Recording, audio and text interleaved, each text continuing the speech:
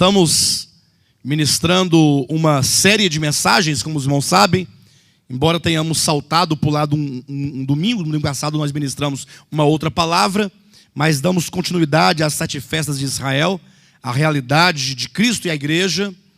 E então queremos hoje ministrar a segunda mensagem da festa da expiação. Falamos sobre a Páscoa, falamos sobre pães asmos, falamos sobre as primícias, falamos sobre Pentecostes, sobre trombetas. Agora chegamos na expiação, ok? A segunda mensagem acerca da expiação.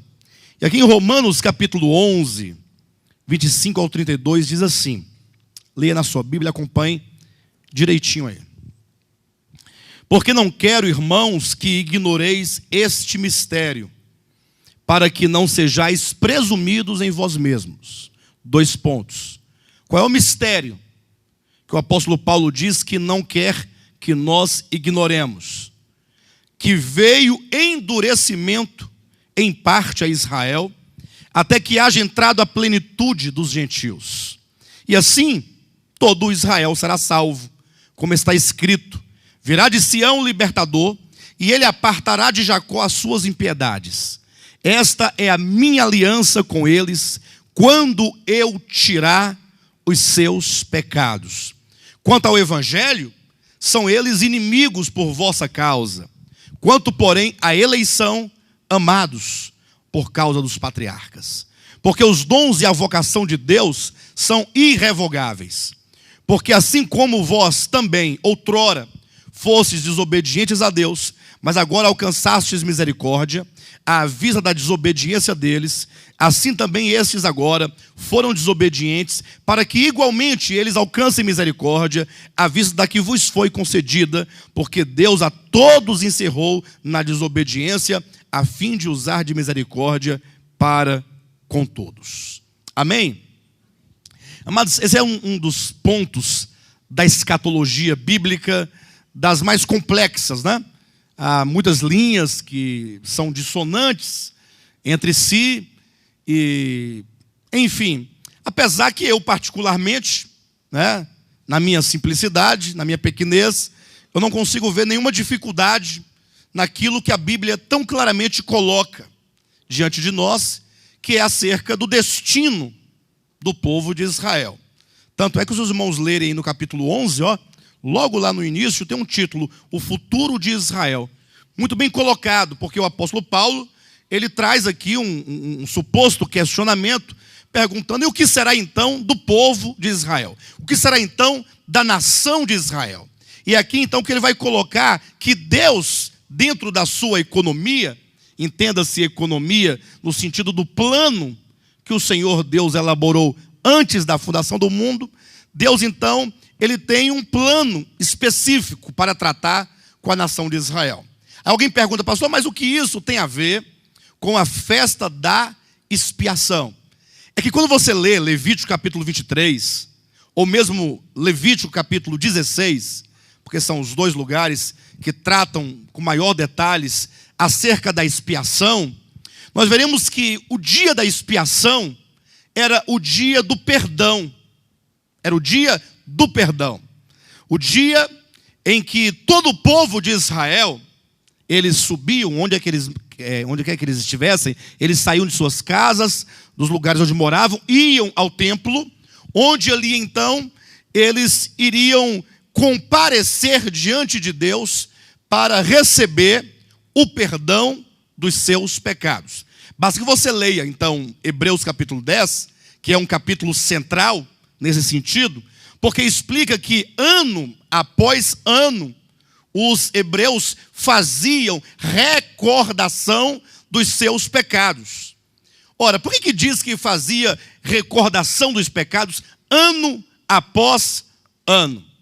Ora, é porque eles iam nesse dia da expiação, era o dia do perdão, era o dia em que eles deveriam quebrantar suas almas, humilhar suas almas, jejuar, entristecer-se por causa dos pecados e buscar em Deus esse perdão. Só que eles o faziam mediante o sacrifício de animais, conforme o rito exigia, conforme as sombras e figuras exigiam. Eles levavam lá 2 bodes, daqui a pouco eu vou dizer para os irmãos melhor como acontecia esse rito.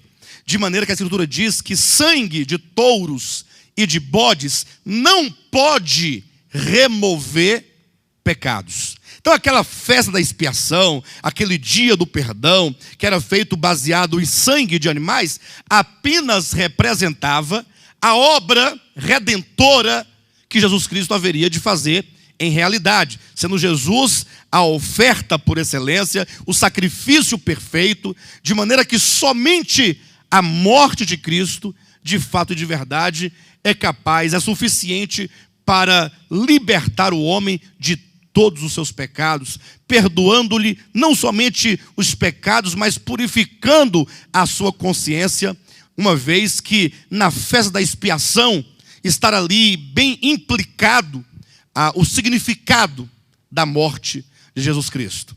Imagine você que o povo de Israel ia ao templo e eles tinham que levar 2 bodes. É assim que o Senhor determinou que se fizesse a festa da expiação, que se celebrasse esse dia do perdão, mas não era celebração com cânticos, com alegria, era o contrário, era com tristeza, era com temor, era como aqueles que reconheciam profundamente a sua condição pecaminosa, e então eles iam a Deus para que Deus pudesse liberar o seu perdão. Nesse dia da expiação, acontecia uma vez por ano, o sumo sacerdote, ele pegava um daqueles bodes e sacrificava sobre o altar. O sangue daquele bode sacrificado deveria ser levado a Deus para dentro do Santo dos Santos.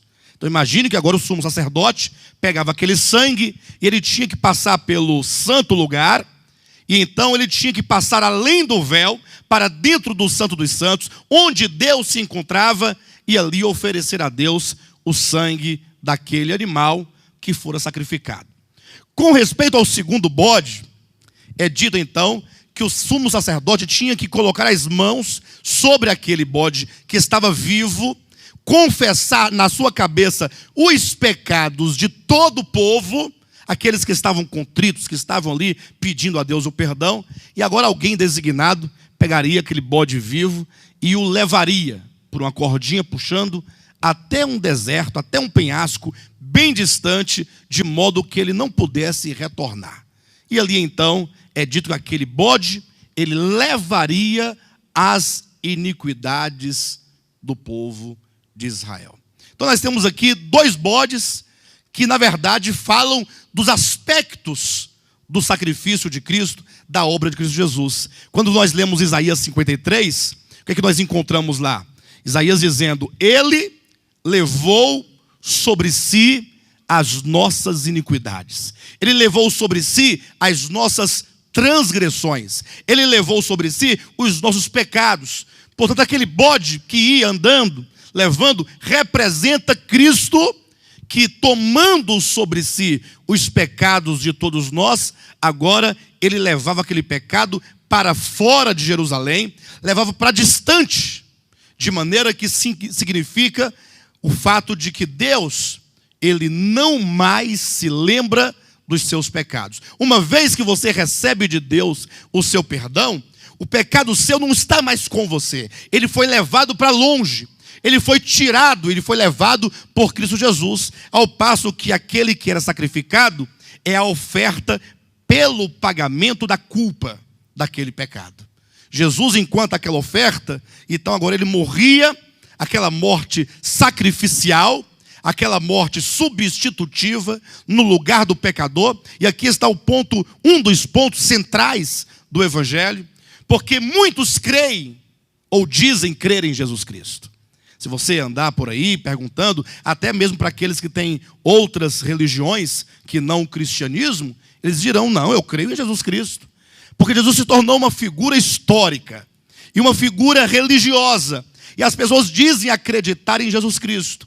Mas quando você começa a questioná-la, perguntando se ela crê que a obra de Cristo Jesus, a sua morte na cruz do Calvário, é uma morte sacrificial, ele foi ali um sacrifício, ele não foi um Marte, ele foi mais do que um Marte, ele foi uma oferta pelo pecado dos pecadores, ele sofreu uma morte no lugar do pecador, como que aquela morte é uma morte vicária, é uma morte que redime, é uma morte que perdoa, é uma morte que nos livra e nos liberta completamente de toda culpa do pecado. É nesse ponto em que muitos falam, não, eu não posso crer dessa maneira. Eles dizem, eu creio que Cristo foi um grande homem, foi um iluminado, ele foi um homem que nos deixou um exemplo de vida, de como viver, de como proceder, de como tratar as pessoas, de como se relacionar com as pessoas. E muitos não conseguem ver que a morte de Cristo era, na verdade, ali uma ação divina, como cumprimento de uma promessa que Deus fez desde a queda do homem, que da mulher nasceria um que haveria de esmagar a cabeça da serpente. O que foi então a morte de Cristo? Senão a vitória, primeiramente, sobre o maligno. A morte de Cristo é a vitória sobre Satanás. E então é a vitória sobre o pecado. Querem ver algo rapidamente? Abra sua Bíblia no livro de Romanos, no capítulo 8. Veja então o versículo 3 que diz assim: porquanto o que fora impossível à lei, no que estava enferma pela carne, isso fez Deus enviando o seu próprio Filho em semelhança de carne pecaminosa e no tocante ao pecado, e com efeito condenou Deus na carne o pecado. Então o pecado ele foi condenado. Quando Cristo morria na cruz, ele estava condenando o pecado, enquanto a força que age no homem, essa força de rebelião, para então todo aquele que crer nele, agora tendo a Cristo ressuscitado como um advogado nos céus, tem a certeza e a garantia de que o sangue de Jesus Cristo, seu Filho, nos purifica de todo o pecado. Então Cristo é essa redenção, é aquilo que o rito da expiação do Antigo Testamento profetizava. Tanto é interessante que você não vai encontrar no Novo Testamento a expressão, a palavra expiação.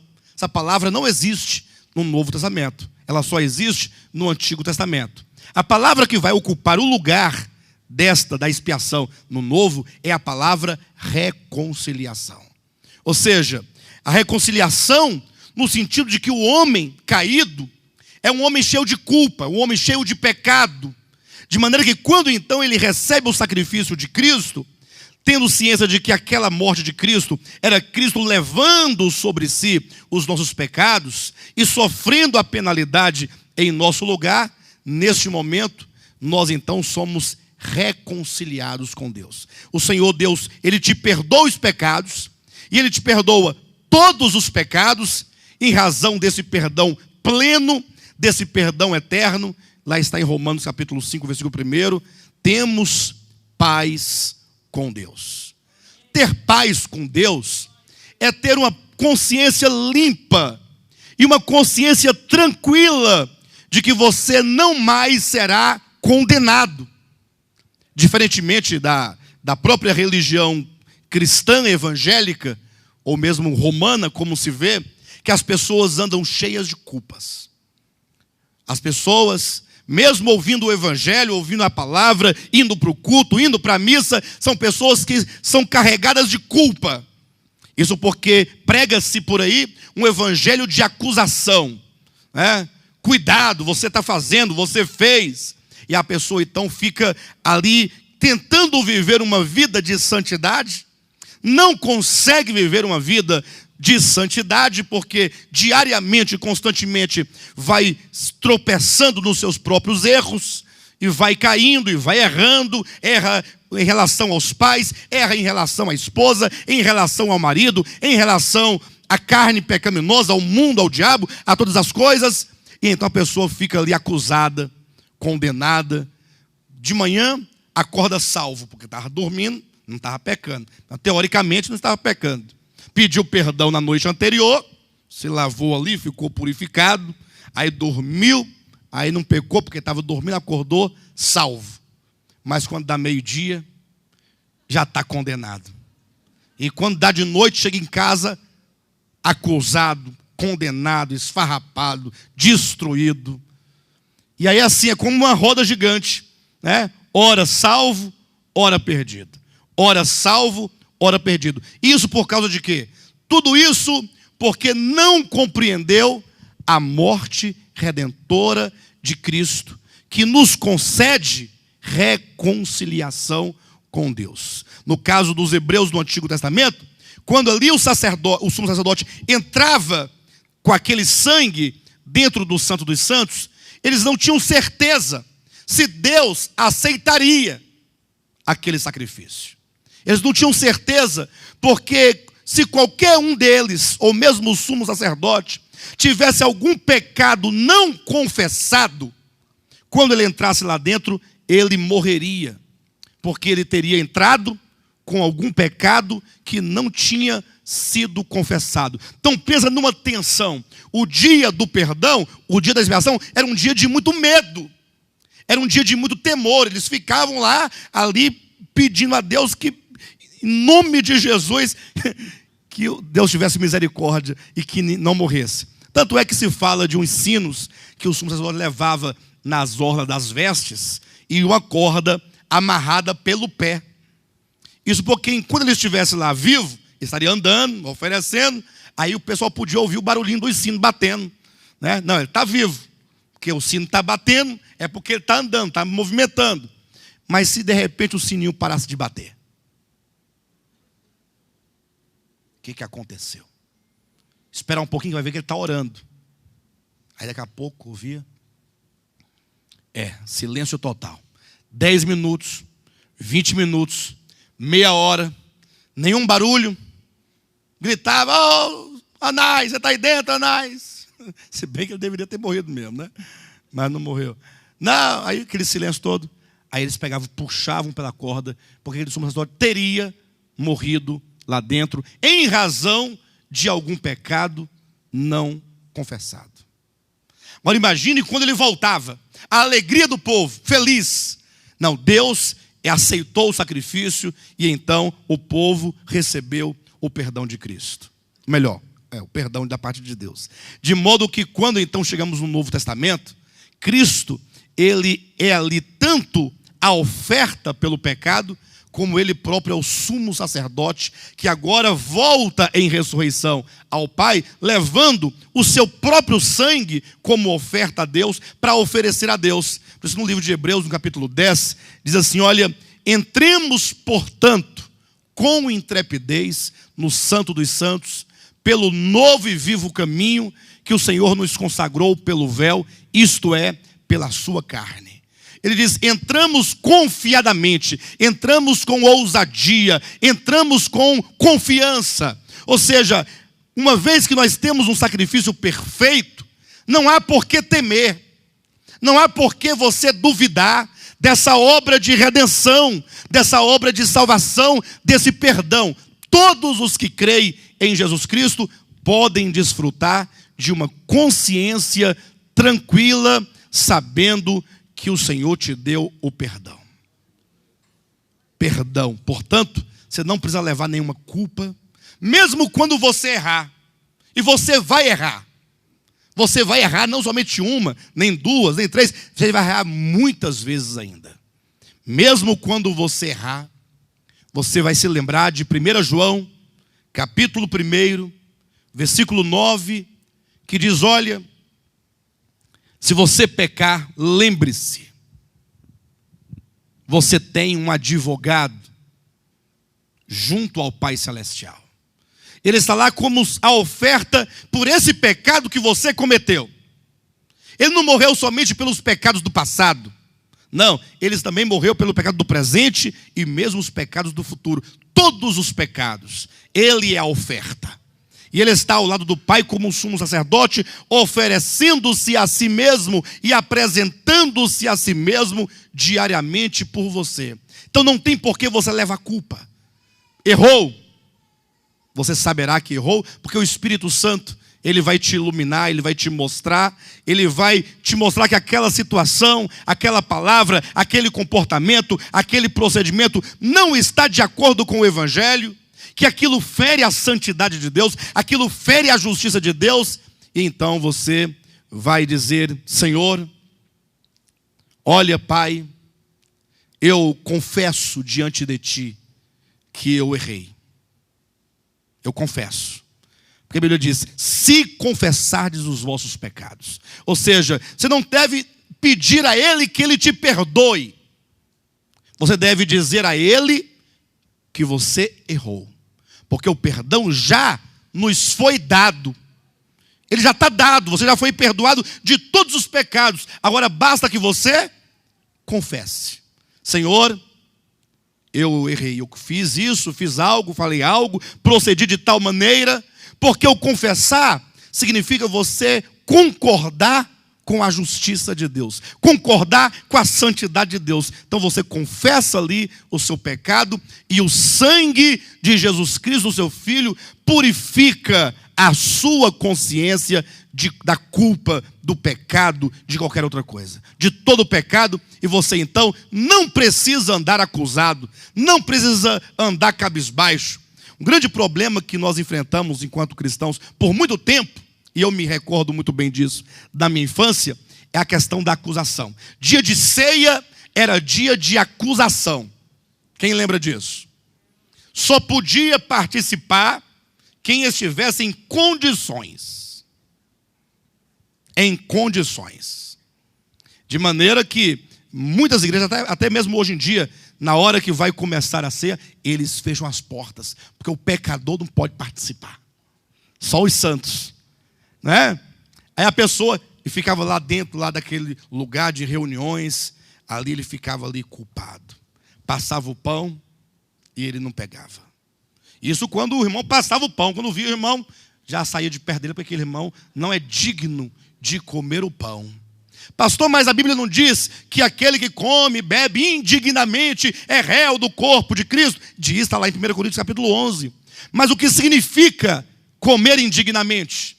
Lá no texto, significa você participar de um pão que na sua plenitude representa todo o povo de Deus, e ao mesmo tempo que você participa daquele pão, você não reconhece o povo de Deus enquanto o povo de Deus, enquanto o corpo de Cristo. Ou seja, você come com um fingimento dentro de você, porque se aquele pão, ele representa o corpo, quando você come daquele pão, você está dizendo: eu sou um com o corpo. Mas se eu desprezo o corpo, por que eu estou comendo e participando deste corpo? Então isso é indignamente, porque tratando-se dos pecados, não há um digno sequer. Todos nós, em natureza, somos indignos. Todos nós, na nossa prática diária, somos indignos. Agora, todos nós, pelo sangue de Cristo, nos tornamos dignos. Nós nos tornamos dignos daquele pão e daquele vinho, porque o sangue de Jesus Cristo, o seu Filho, nos purifica de todo o pecado.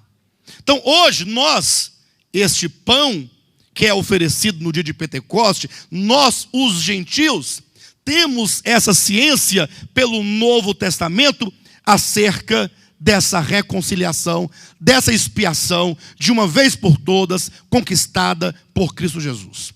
Agora, os judeus não. Lembram que no Pentecostes ofereciam 2 pães com fermento? Lembram disso? Esses 2 pães representam judeus e gentios.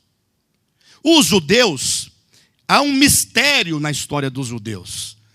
Na economia divina, Deus determinou que quando o Messias chegasse, os judeus não receberiam ao Messias. Basta que você olhe na sua Bíblia, olhe em Romanos capítulo 11, rapidamente, só para os irmãos perceberem.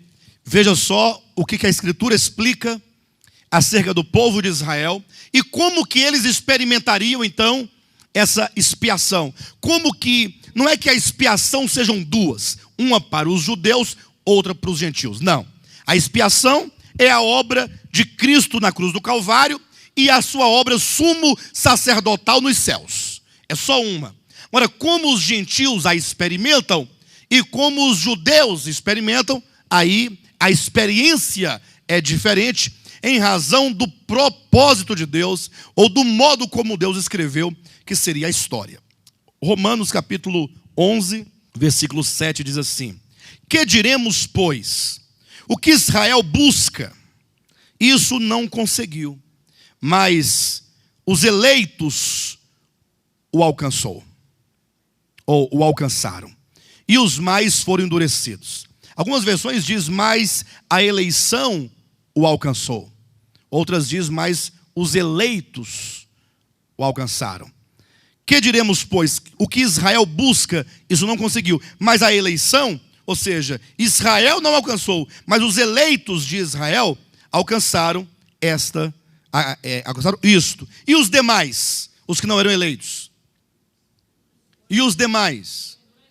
Então, os eleitos alcançaram, mas os demais judeus foram endurecidos, como está escrito. E então fala-se aqui do endurecimento de Israel. Quando Cristo veio, a maior parte do povo de Israel teve o seu coração endurecido.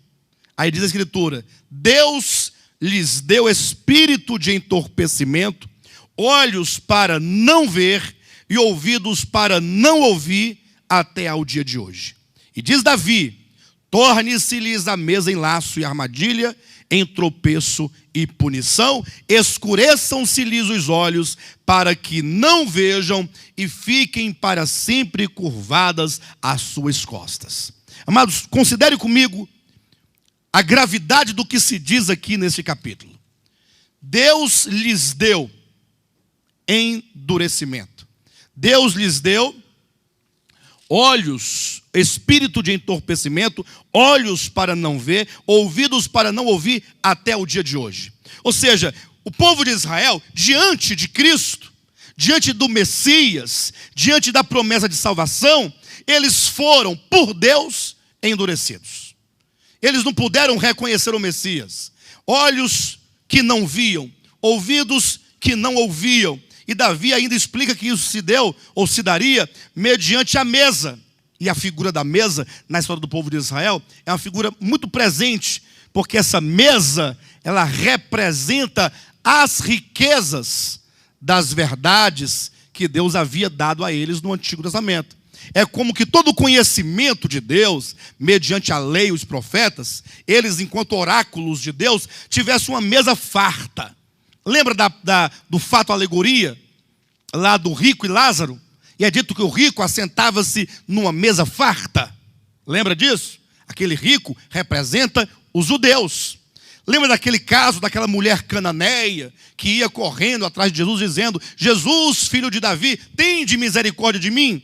Jesus diz: não é lícito dar o pão dos filhos aos cachorrinhos.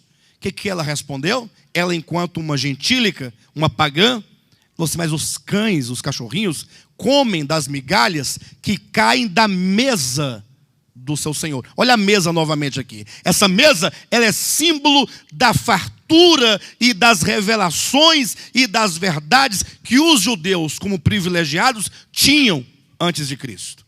E Davi então disse: torne-se-lhes a mesa em laço. Ou seja, eles foram enganados pela própria verdade que eles tinham. Ou seja, eles, na ânsia, no desejo de guardarem seus corações do engano, do erro, acabaram eles por matar o Messias. Porque eles não puderam enxergar que Jesus era o verdadeiro Messias. E aí vem a pergunta, então: quer dizer, então, que o povo de Israel está condenado? É aí onde entra o capítulo 11, versículo 25, que nós lemos no início da reunião e no início dessa mensagem, quando fala assim: olha, porque não quero, irmãos, que ignoreis este mistério. Ou seja, o endurecimento de Israel é um mistério, é um dos mistérios da Escritura. Só que muitas vezes poderia ser o caso de que os gentios, sabendo dessa história, pudessem se orgulhar e até zombar e até escarnecer do povo de Israel. Tá vendo? E se deu mal, tá vendo? Aguardaram, agora vocês estão para lá e nós que estamos aqui nas riquezas insondáveis do Evangelho. E aí Paulo corrige esse entendimento dizendo: não quero que ignoreis esse mistério. Porque se vocês, gentios, ignorarem esse mistério, que agora eu direi, vocês vão ficar presumidos em vós mesmos. Para que vocês não sejam presumidos, não fiqueis presumidos, então eu quero revelar um mistério. Que veio endurecimento em parte a Israel, até que haja entrado a plenitude dos gentios. Olha que verdade maravilhosa. O povo de Israel haveria de ficar endurecido até a entrada da plenitude dos gentios. Até quando os gentios atingissem o número máximo de pessoas salvas de acordo com o propósito divino. Ou seja, toda essa era pentecostal, o primeiro pão está sendo oferecido para Deus. Ou seja, os gentios estão sendo salvos. Gentios, pessoas do mundo inteiro. Começou ali em Jerusalém, aí foi para Samaria, e aí foi para a Judeia, e esse evangelho foi no tempo de Paulo até os confins do mundo antigo, do mundo habitado e conhecido da época. Depois este evangelho foi para toda a Europa, e depois ela veio para o continente americano, e já foi agora para a África, e já entrou na China, e já entrou em vários outros lugares, e este evangelho então está sendo pregado no mundo todo, e muitos gentios que nada tinham a ver com as alianças, nem com os patriarcas, né, estão sendo salvos. Mas vai chegar um momento em que esse número de gentios vai chegar na sua plenitude. É todo esse período dessa era pentecostal, dessa colheita.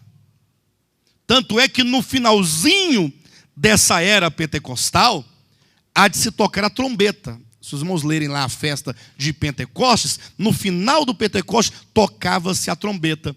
O que significa que Deus, Ele vai soar a mensagem do Evangelho no mundo todo para a consolidação e para a finalização da pregação do Evangelho para os gentios, para que esse número de gentios salvos chegue na sua plenitude. Nós estamos vivendo esses momentos finais. Eu até acredito que este ministério de Volta à Palavra é uma das vozes de trombeta que estão soando no mundo. Deus está levantando pessoas no mundo inteiro. Talvez você não tenha visto, mas Deus está levantando. Ele é o dono da obra. Nós não somos o dono da obra. Nós não somos únicos e exclusivos, jamais e absolutamente. Nós somos meramente uma voz, ó. Nós não somos a voz, é uma voz que está clamando, mas tem uma outra ali, tem uma outra do outro lado, tem uma outra na outra cidade, tem uma outra no outro estado, em outro país, e assim o Senhor vai soando as trombetas, convocando os seus eleitos para a grande festa dos tabernáculos, convidando, convocando. Mas logo quando chegar a plenitude então dos gentios, e esse dia eu não sei quando será, pode ser hoje. Eu não sei quando é e nem quanto é essa plenitude. Eu sei que o Evangelho da Graça tem entrado em vários e muitos países de todo o mundo. Mas imagine você que hoje chegasse à plenitude dos gentios. Pode ser amanhã, pode ser daqui a uma semana, pode ser daqui a um mês, daqui a um ano, daqui a 10 anos, eu não sei.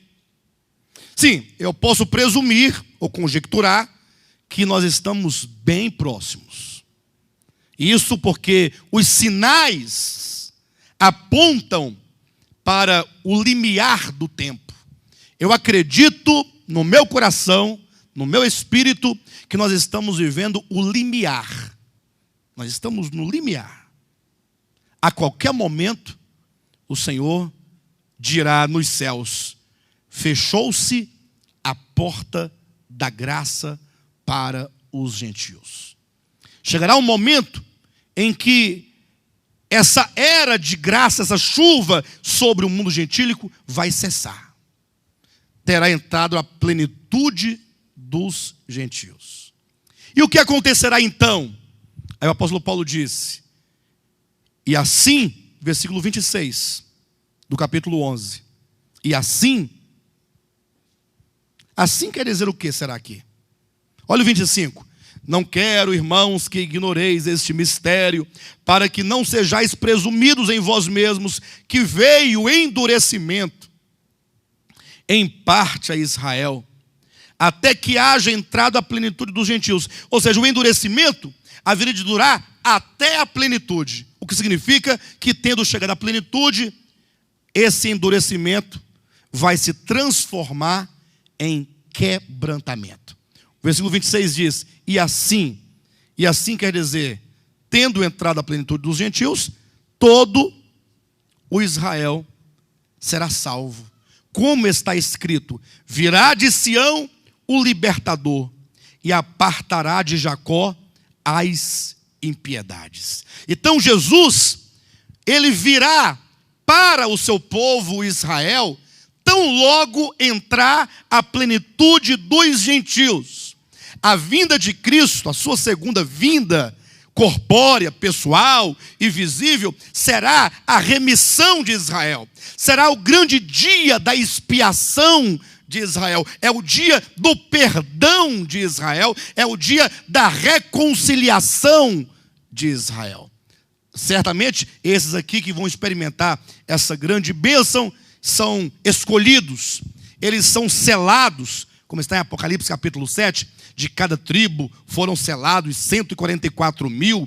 Aqueles 144 mil são judeus que foram escolhidos por Deus para sobreviverem, né, à grande tribulação e chegarem vivos lá no finalzinho para o grande dia da expiação deles. Quando eles vão experimentar a expiação efetuada por Cristo na cruz, mas eles vão provar e experimentar esse perdão e essa reconciliação. Querem ver?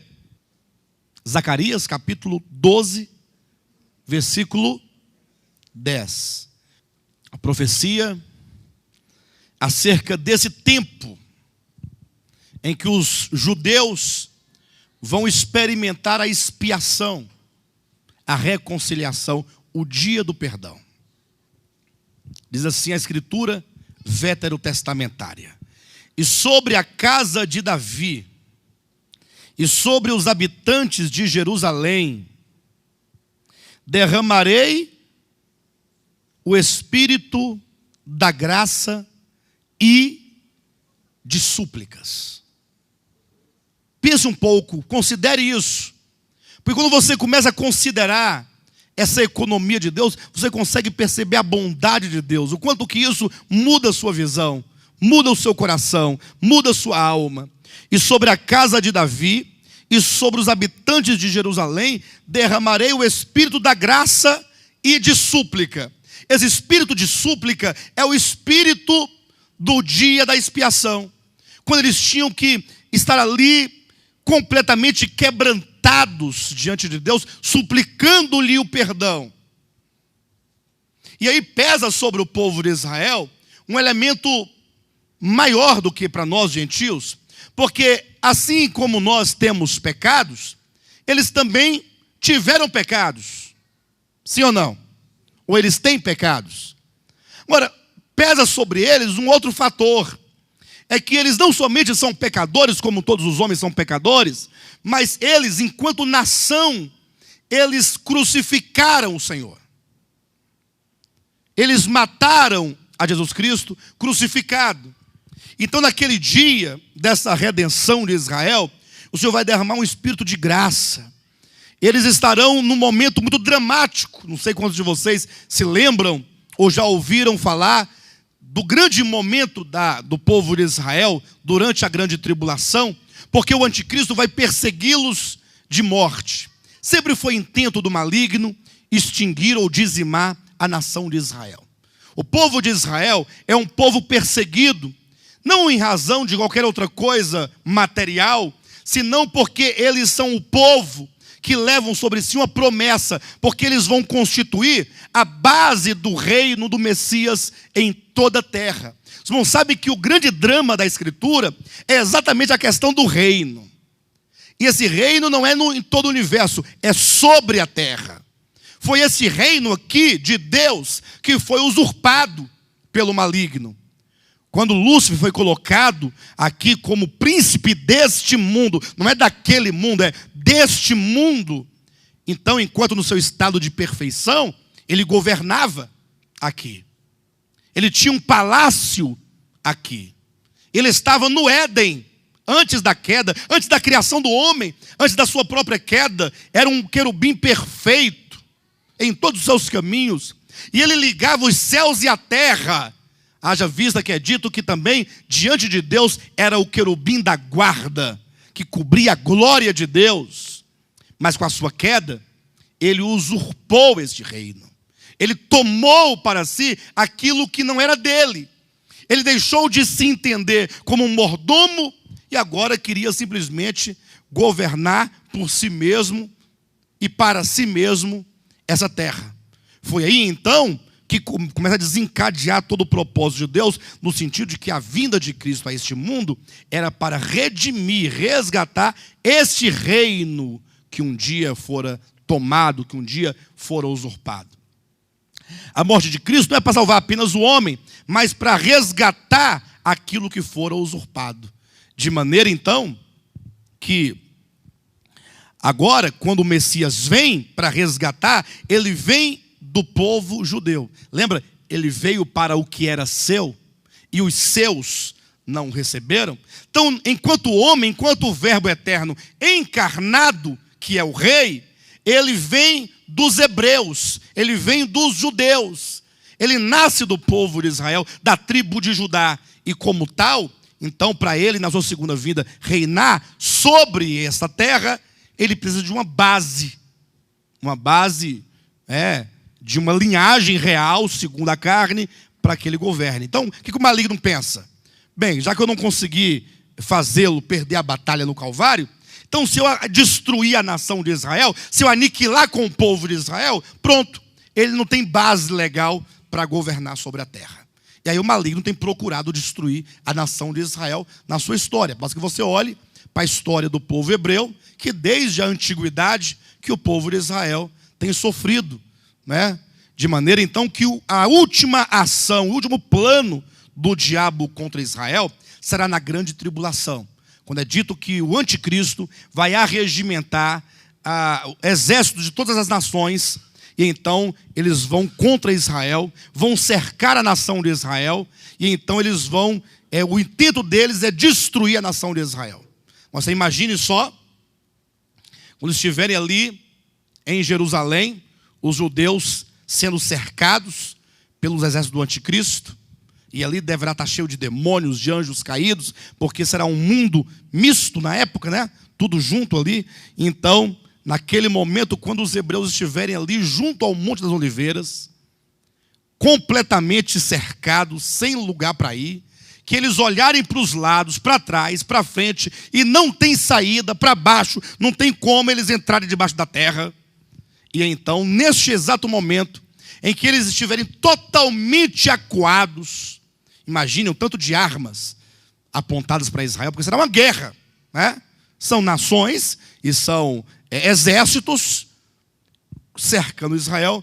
Quando eles estiverem para dizimar Israel, Deus então vai derramar sobre o povo de Israel um espírito de graça. Esse espírito de graça é o Espírito Santo trazendo à lembrança deste povo o fato de eles serem um povo escolhido. Eles vão se lembrar de Abraão, vão se lembrar de Isaac, vão se lembrar de Jacó, vão se lembrar de Moisés, vão se lembrar da lei, vão se lembrar dos profetas, vão se lembrar da sua história, e eles vão, por causa desse espírito de graça agindo dentro deles, nos seus corações, nas suas mentes, eles então vão começar a compreender o que até então eles não puderam compreender.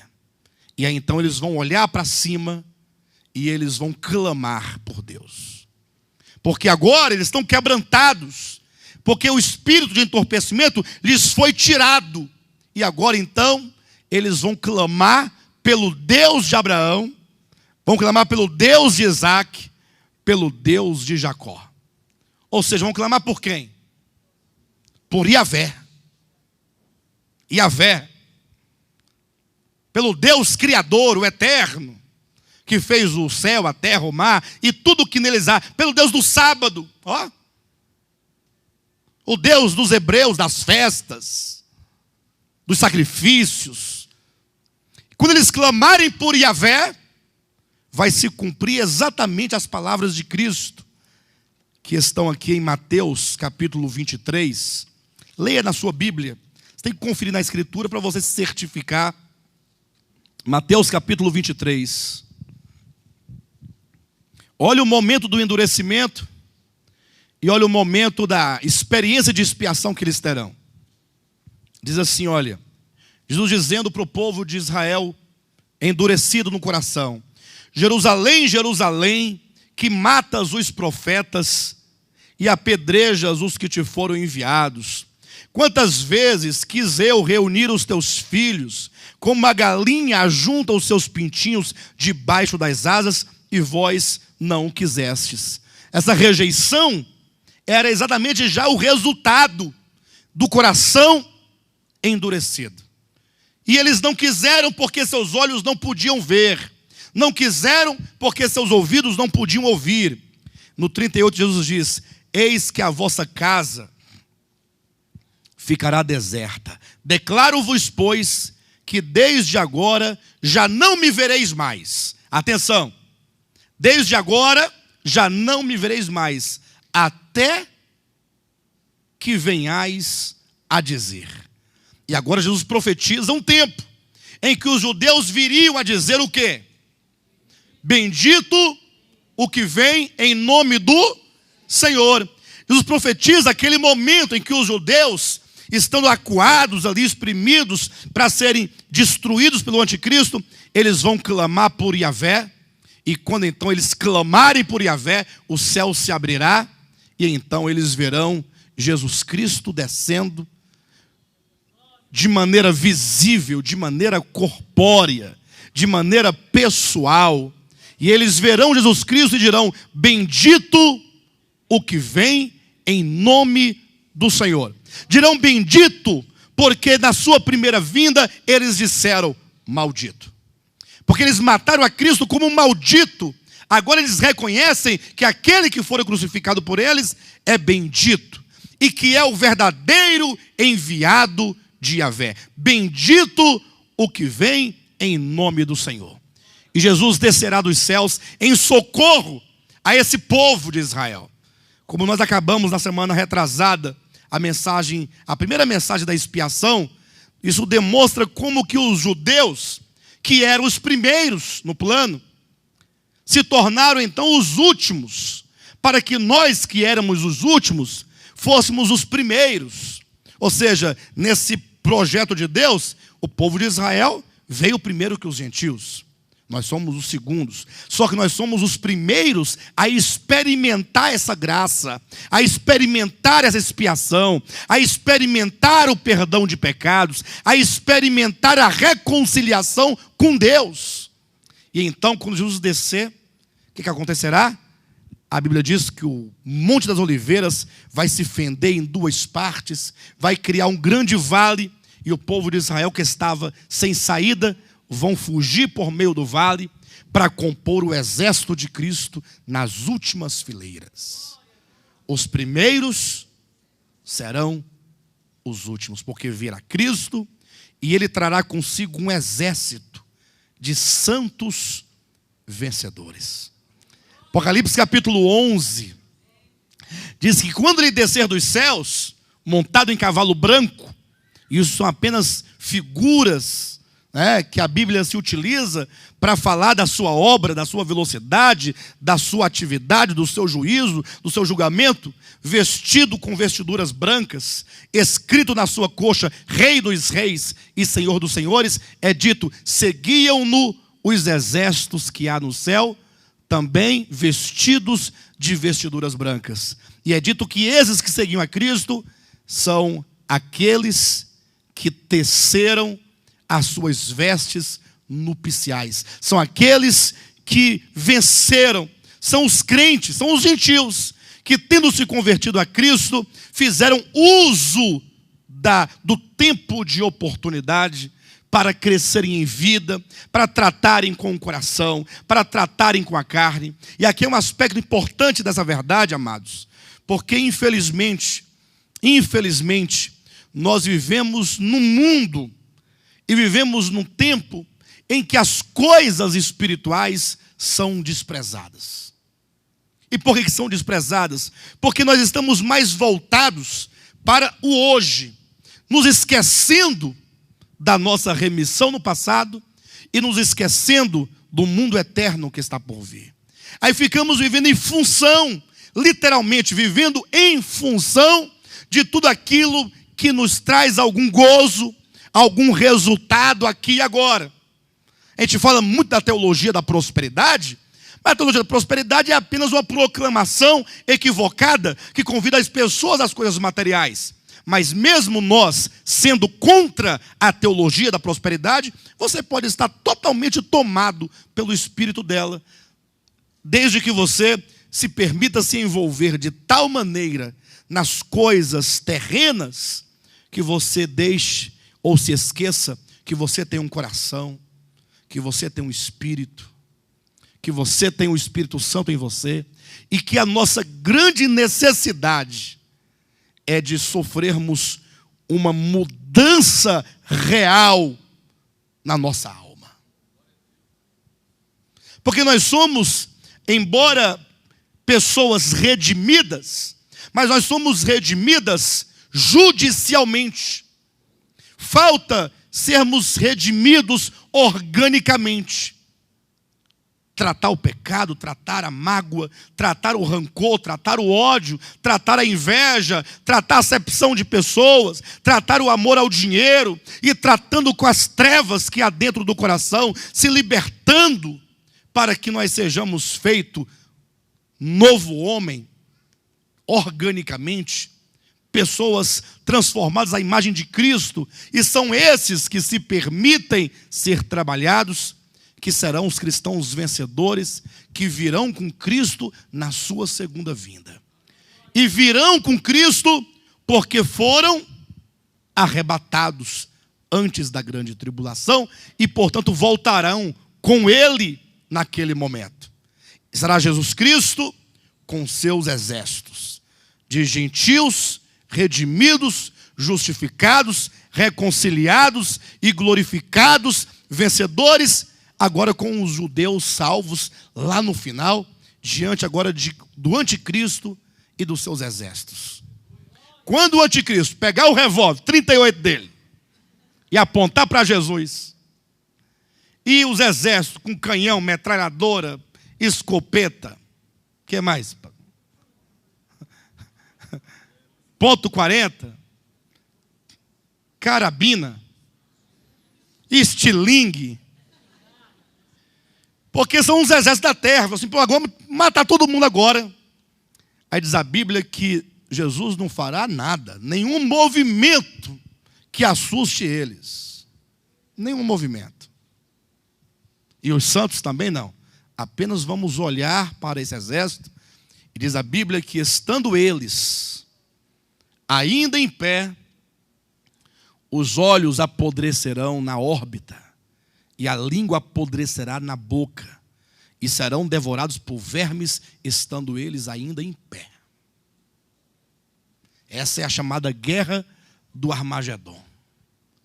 E naquele momento, então, Jesus vai instaurar o seu reino sobre a terra. E aí, quando tiver as coisas mais tranquilas, Jesus olhar para os hebreus, que receberam o espírito de graça e de súplica, que foram perdoados, que foram reconciliados. Aí vai aparecer uns curiosos judeus lá que vão olhar para as mãos de Jesus e vão ver as marcas dos cravos nas mãos.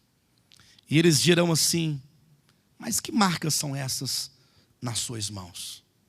E Jesus responderá: são as marcas com as quais fui ferido na casa dos meus amigos. Ou seja, ele foi morto pelo seu próprio povo, mas agora estará um povo redimido, totalmente restaurado. E aí então será o reino milenar, que é a próxima festa, a festa dos tabernáculos.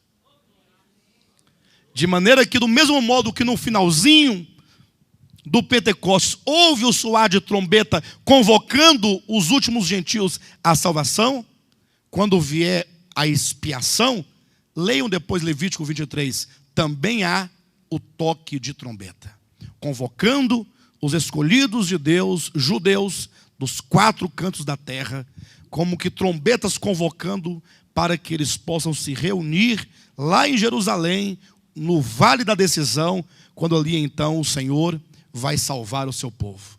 As trombetas são a convocação de Deus para salvar o seu povo. Os irmãos percebem que esse calendário das festas de Israel, eles compreendem toda uma história de Deus com o seu povo.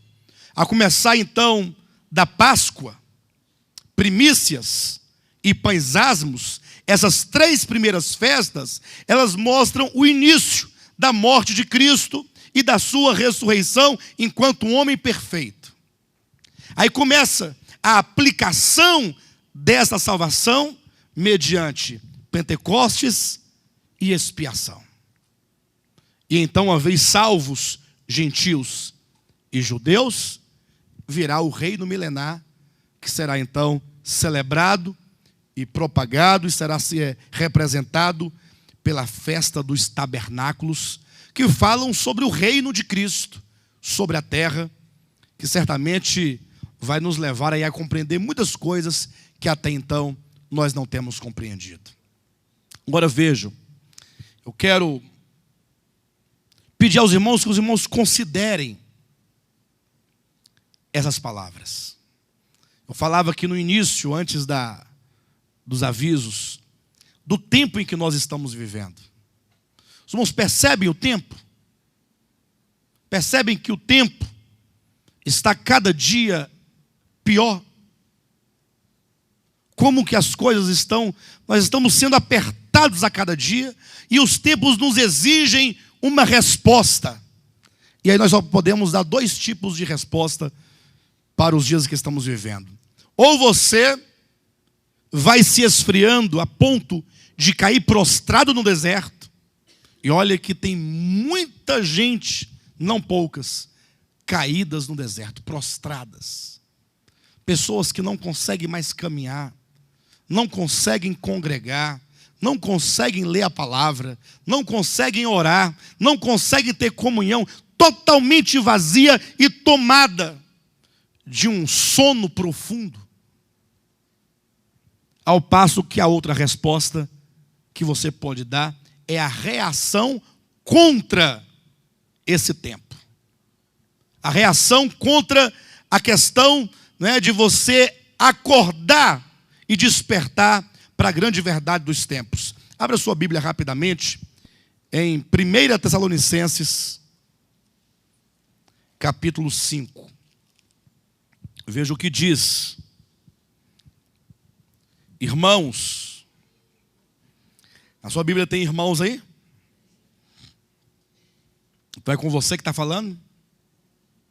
Irmãos, relativamente aos tempos e às épocas, não há necessidade de que eu vos escreva. Pois vós mesmos estáis inteirados com precisão de que o dia do Senhor vem como ladrão de noite. Quem já ouviu aqui dizer dessa expressão, como ladrão de noite? Já ouviram dizer? Eu ouvi muito essa expressão, sobretudo no meio pentecostal da Assembleia de Deus. Antigamente, hoje eu não sei como é que é mais, falava muito disso, da vinda de Cristo, pregava muito o arrebatamento secreto. E aí dizia da questão da vinda de Cristo como um ladrão de noite, porque aí eles interpretavam no sentido que assim, é um rapto. Ladrão de noite como rapto. Mas qual é a relação do rapto com o ladrão de noite? Vocês conseguem perceber o rapto com o ladrão de noite? Qual é a relação? Honestamente, eu não consigo ver essa relação. Quando diz ladrão de noite, quer dizer o quê? Quando é que vai o ladrão à sua casa? Ou à casa de alguém que não seja a sua? Quando é que vai o ladrão? Ora, não, tem o dia. Tem o dia. Ele vai quando você pensa que ele não vai. Ou não é assim? Porque se você pensasse que ele fosse, você não sairia de casa. Não, hoje ele vem, então. Hoje ele não vem, não. Então eu vou dar uma saidinha hoje. O ladrão, ele entra exatamente quando você está totalmente distraído, quando você nem pensa sequer que ele existe.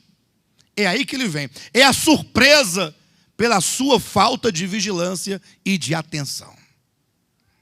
Então veja como o texto comprova esse entendimento.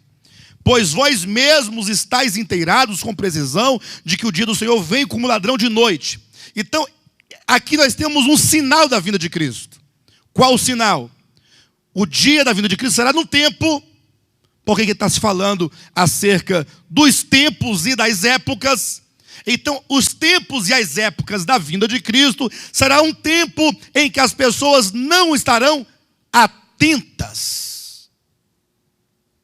Elas até sabem que Cristo voltará, mas elas não acham que voltarão, ou que voltará. Aí eu pergunto, como é que são nossos dias agora, atuais? Quem aqui está achando que Jesus vai voltar hoje? Quem está achando? Está achando? Uma pessoa, duas pessoas?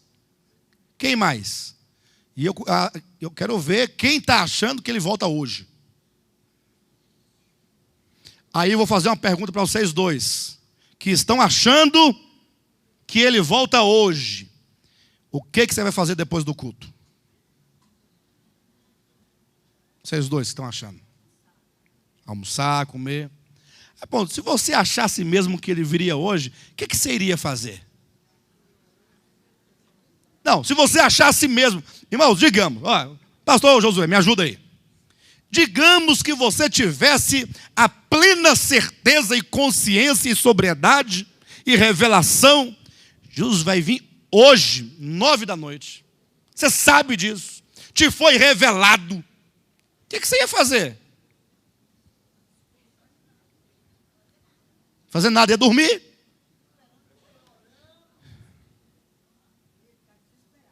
Minha mãe ia ficar desesperada. Meu Deus, não vem agora não, pelo amor de Deus. Hein? Gente, o mínimo que alguém ia fazer é gastar as poucas horas que resta para dizer às pessoas que Jesus está voltando. Se você tem a certeza, você vai dormir? Você vai almoçar na casa da sogra e ficar com aquela preguiça depois do almoço? Não, você ia orar, ia clamar. Pessoal, vem cá, vamos nos preparar, vamos aguardar. É hoje o dia. Você ia, apelar às pessoas para que elas atentassem para o grande evento da história da humanidade, o dia que Deus intervirá na história do homem de maneira direta.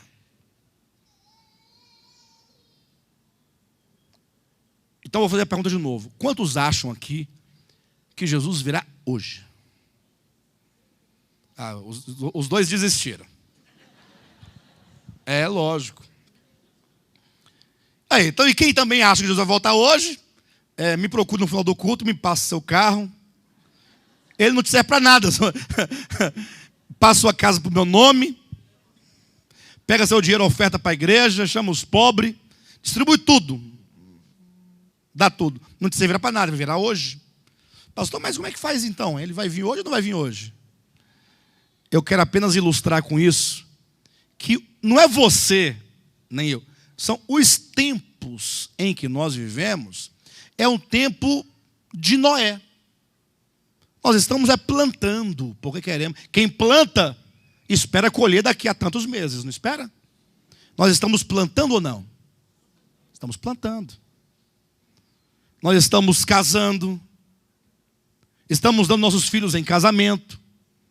Já estou pensando no casamento da Michele. E aí quem pensa assim, não espera hoje. que os meus planos incluem 10, 20 anos. Mas não é incredulidade, são os tempos. Mas calma, que aqui tem uma solução. Olhe para o texto. Quando andarem dizendo paz e segurança, então aqui se refere aos tempos. Como é que serão os dias? Não, está tudo bem. É paz e segurança, tranquilidade. Está tudo certo. Não tem ninguém desesperado, não tem ninguém correndo, não tem ninguém preocupado com nada. O ladrão está para chegar, mas o que se diz? Paz e segurança. Se o ladrão vem, tem paz e segurança? Mas na iminência do ladrão, qual é o nosso sentimento? Não, paz e segurança. Como é que está? Beleza, tranquilo e calmo. Bom demais. Enquanto se nós pudéssemos ter a revelação dos tempos exatos da vinda de Cristo, nós mudaríamos a nossa visão. E mudaríamos a nossa disposição. Para você entender isso de maneira prática, é só você perguntar para uma pessoa, como já nos ocorreu, de nós presenciarmos isso, uma pessoa que está com uma doença, uma enfermidade mortal. E a pessoa sabe que vai morrer. O médico disse, olha, você tem aí pouco tempo de vida, 2, 3 meses no máximo. E eu já acompanhei alguns casos desse tipo. A pessoa lutou para ser curada, lutou, orou, falou tal, mas quando viu que não tinha jeito, que ia mesmo de todo jeito, ia embora, aí a pessoa começa a mudar a sua visão de tudo. Aí aquilo que eu valorizo, ela não valoriza. Aquilo que eu busco, a pessoa não busca. Aquilo que eu quero, ela não quer. E o que ela quer e busca e valoriza, eu não busco, valorizo e não quero. Estão entendendo a história? Porque aquela pessoa está indo para um lugar onde tudo isso não vale nada. Não tem nenhum valor. Ela pode ganhar na Mega Sena da virada.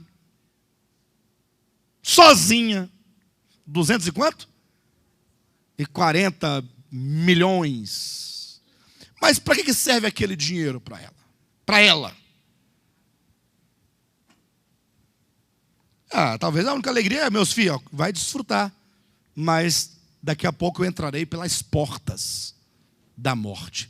E são duas, já dizia Antônio Vieira. As portas da morte, uma pela qual se sai da vida, outra pela qual se entra na morte. E diz o texto então, no versículo 4, mas vós, irmãos, esse mais, quer dizer, os tempos são assim. Mas e você, que é irmão? Mas vós, irmãos, não estáis em trevas, para que esse dia, como ladrão, vos apanhe de surpresa. Então ele diz da possibilidade, de se estar em trevas. Vós não estáis em trevas. Versículo 5. Porquanto vós todos sois filhos da luz e filhos do dia, não somos da noite nem das trevas. Então aqui o apóstolo está tratando do âmbito da realidade. Nós somos filhos da luz, nós somos filhos do dia. Portanto, nós não podemos, teoricamente, estar nas trevas e nem na noite. Assim, versículo 6, esse é o nosso apelo. Assim, pois, não durmamos como os demais. Quem entendeu? Quem aqui está em trevas? Aqui não tem ninguém em trevas. E por que não tem ninguém em trevas? Porque nós somos filhos da luz. Como é que eu estou em trevas? Bem, em trevas você pode não estar, mas o filho da luz pode dormir. Entenderam? Louvado seja o Senhor, porque somos filhos da luz. Mas não durmamos como os demais. Pelo contrário, vigiemos e sejamos sóbrios. Ora, os que dormem, dormem de noite. E os que se embriagam, é de noite que se embriagam. Se ele escrevesse esse texto hoje, não diria isso, né? Estão se embriagando de dia e de noite. No tempo dele era só de noite. Nós, porém, versículo 8, que somos do dia, sejamos, diga para o seu irmão, seja sóbrio. Quem aqui já bebeu alguma vez e ficou embriagado? Quem sabe o que é ficar embriagado? A pessoa embriagada tem juízo? Tem noção das coisas? Agora imagine só uma pessoa com um coração e uma mente embriagada, espiritualmente falando. Totalmente inconsequente. Encerrando. Nós, porém, que somos do dia, diz para o seu irmão, seja sóbrio. Diga para ele, seja sóbrio. Com respeito à vinda de Cristo, seja sóbrio. Diga para o seu irmão ainda, revista-se da couraça da fé e do amor. Irmãos, que maravilha. Não é que maravilha, né? É totalmente diferente do que a religião prega, né? Revista-se da couraça da fé e do amor.